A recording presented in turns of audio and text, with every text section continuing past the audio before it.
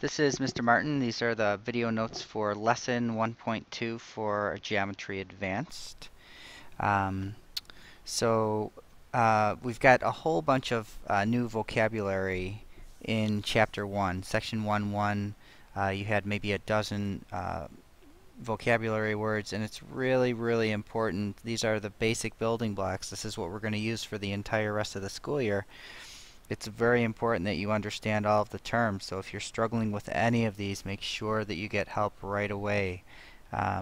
Everything that we're doing in this chapter is going to be used again. None of it is going away. So again, get help where you need it. Come see me before school or during your free periods, or get help at the point, whatever you need to do to make sure that you have a good handle on this information.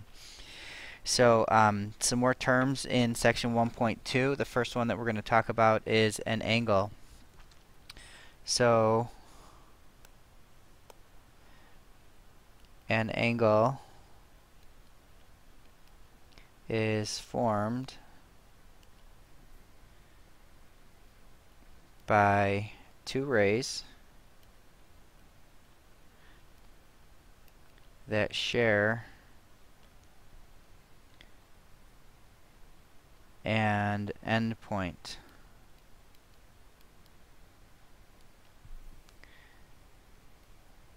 The two rays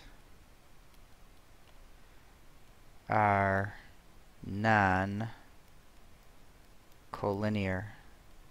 So non-collinear, we know collinear means they lie on the same line. Non-collinear means they do not lie on the same line. So let's sketch a quick example. Here I've got an X over on this ray. I've got a Y where the two rays meet, and then a Z over on this other ray. So I took these two rays, ray YX and ray YZ. Notice how I named them both starting with Y, and I attached them. So we would call this angle XYZ.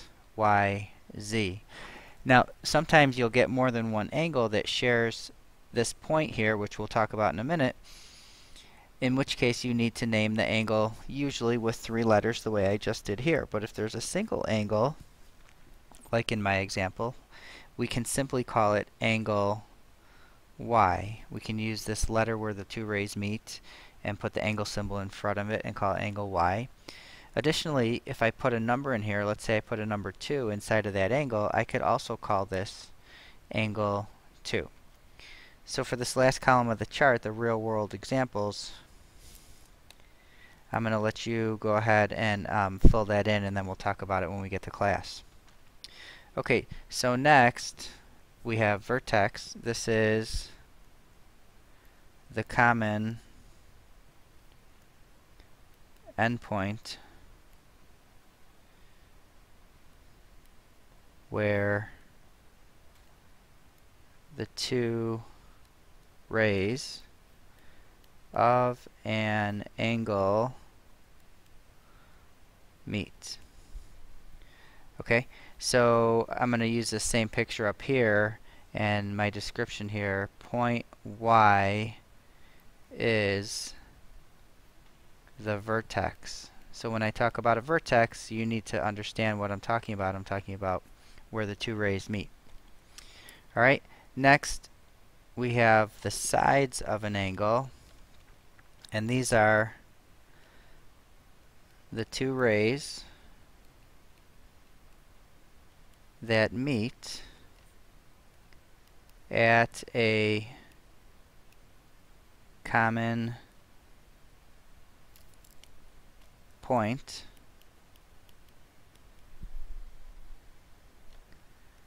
to form the sides of an angle. Okay, so again, I'm going to use my picture that I have up here with angle, and we would say that YX and YZ are the sides of angle Y. Okay, and notice that I started at point Y when I name these rays. Let's go back and put in this ray symbol. Okay, we need the ray symbol above the two letters. So ray yx and ray yz are the sides of angle y. We always name those rays from the endpoint. Okay, and again, fill in your example. If at any point you have questions, make sure you pause the video and write those down in the margin so you can ask me the next time you see me in class. Again, very important to get your questions answered. Alright, so when we talk about the measure of an angle, for this class, it is the smallest amount of rotation about the vertex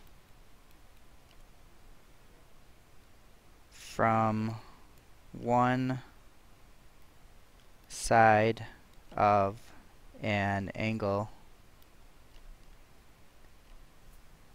That should be one side of an angle to the other. So let's draw a new angle in here. I'm going to call this angle A, B, C. Alright, and I'm going to draw in here this little arc thingy. And this is how we show the measure of the angle in there. So if I put, let's say, 38 degrees, then I would say that the measure of angle ABC equals 38 degrees. Okay, this little m is different than when we use it in algebra. It stands for measure. Okay, that little m stands for measure. Okay, so this is the measure of an angle, and we'll always talk about the smallest amount of rotation because I could go around the other way. I could go around this way. I measured it counterclockwise. I could measure it clockwise, but it wouldn't be the smallest angle. Alright, and then a protractor. I'm sure you've seen one of those before. This is a tool to measure an angle. Okay, I'm sure you guys know what that looks like. It's like a half circle type of thingy. And then it's got little measurements over here, and sometimes it's got a ruler down here for measuring. So that's a protractor. If you're not sure what that is, make sure you ask me. And then we have congruent angles. We talked about the word congruent. That's the equal sign of geometry. So two angles are congruent if and only if they have the same measure. Okay, so let's look at a couple different pictures here. I could have something like this, where I have angle 1 here and angle 2 here, and then if I put some tick marks like this, that would show that they're congruent. Right? Or I could have two separate angles. I could have angle A over here, and I could have angle B over here, and let's say this is 100 degrees, and this is 100 degrees.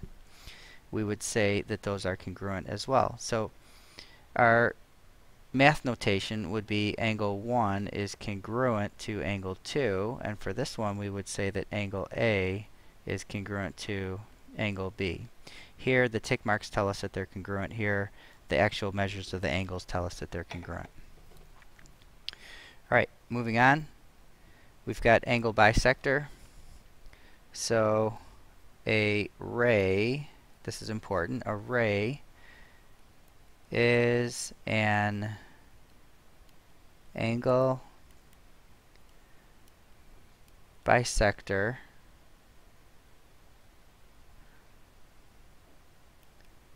if it divides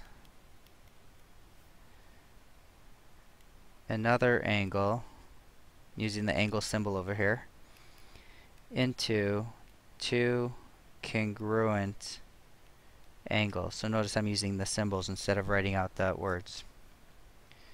Note all angles must have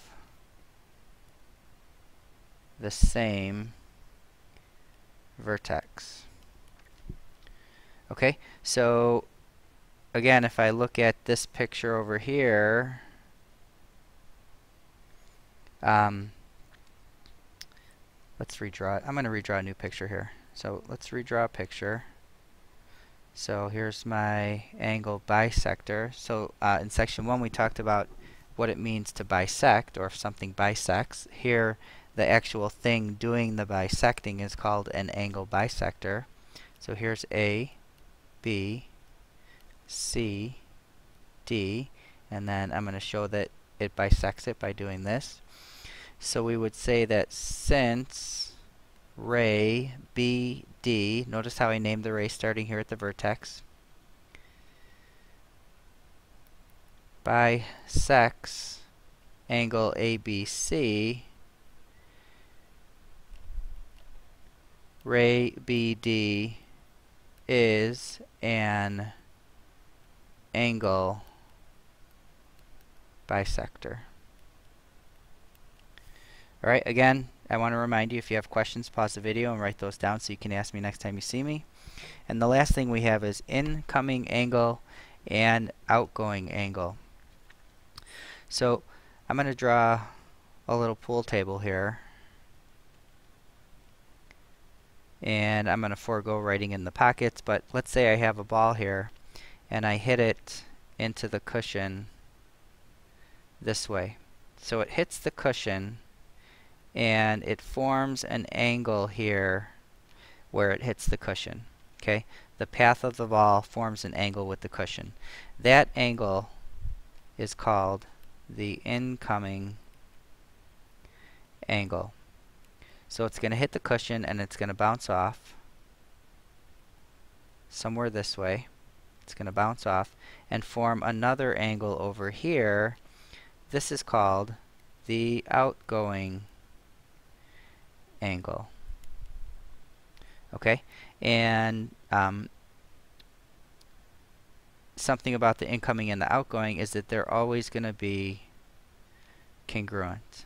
Okay, incoming and outgoing angles are always congruent. Alright, so that's all we have for this video. Again, if you had any questions, make sure you have written those down and ask me the next time you see me in class. And we'll see you in the next lesson.